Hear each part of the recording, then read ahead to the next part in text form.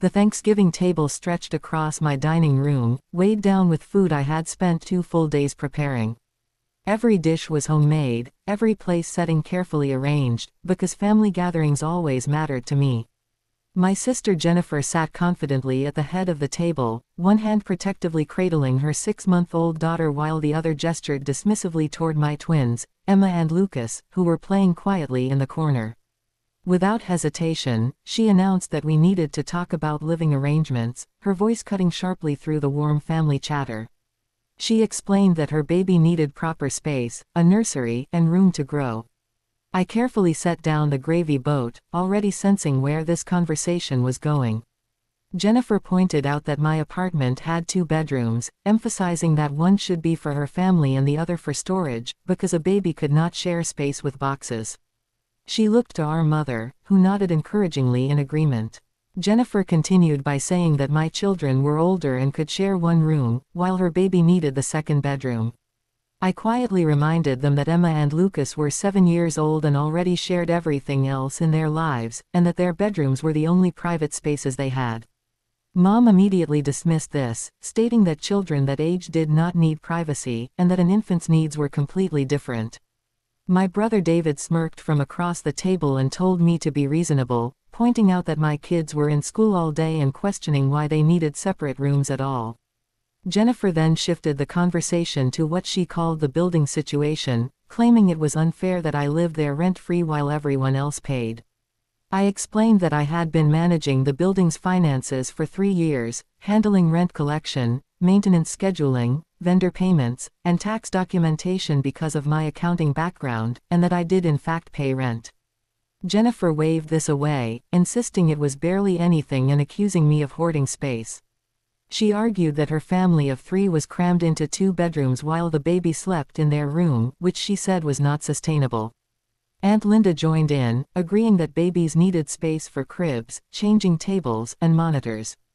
Jennifer declared that all of this belonged in a nursery, which was why she was giving me 1 month to consolidate my kids into one room so she could take over the lease on my 2nd bedroom. She framed it as working out a fair price. I pointed out the absurdity, asking if she was really trying to rent my daughter's bedroom. Jennifer responded that she wanted what was best for her child and implied that I would understand if I prioritized properly. She stated that my kids would be fine sharing, while hers needed proper accommodations. When I said the building did not work that way, she insisted they would speak to the landlord and that an infant's needs came before elementary school children's wants. Mom praised Jennifer for being such a good mother. I stood up and began clearing plates, retreating to the kitchen where I could hear them discussing paint colors and furniture for a nursery that did not exist. While I packed leftovers, Emma came in and asked if she had to give up her room. I reassured her that she did not and told her she was not selfish for wanting her own space. Lucas joined us, repeating that babies were more important than big kids, and I reminded them that every child mattered. When I returned to the dining room, Jennifer had placed a document on the table, explaining that her lawyer had prepared it and that it was just a formality. The document detailed the room transfer, rent allocation, and a timeline for my compliance. She slid it toward me and told me to sign.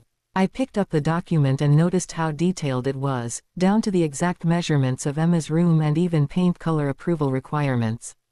Jennifer proudly said she was thorough because her baby deserved thorough planning.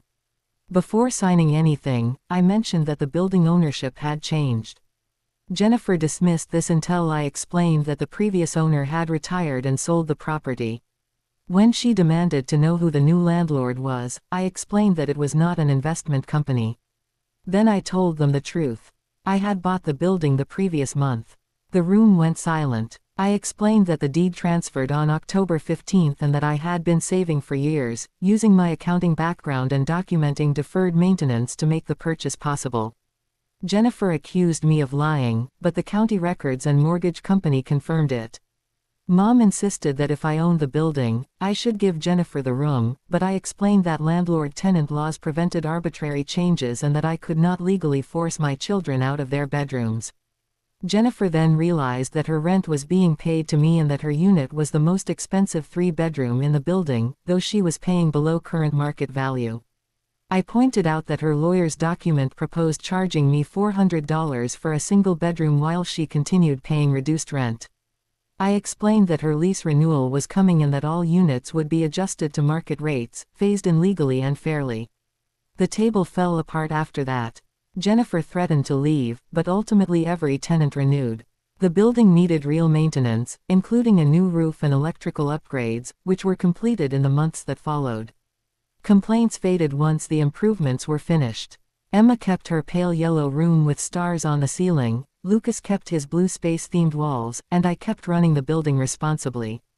Jennifer and I became cordial but distant. She never mentioned the room again. The document stayed in my desk drawer as a reminder that sometimes the quietest person in the room holds all the deeds.